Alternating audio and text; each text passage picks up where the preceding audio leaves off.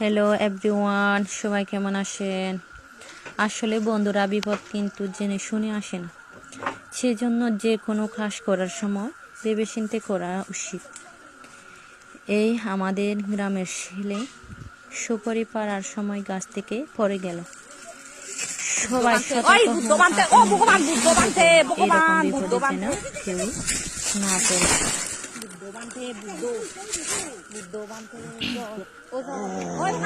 দেখুন বন্ধুরা, আজকে কি বিপদ ঘটে গেছে।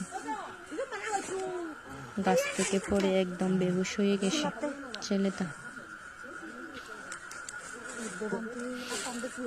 আসলে আমি হয়তো দিয়ে যাচ্ছিলাম, তখন একটু মনে মনে ভাবলাম একটু ভিডিও করি। এই সময় ভিডিও করার সময় হঠাৎ আমার ক্যামেরায় বন্দি হয়ে গেছে।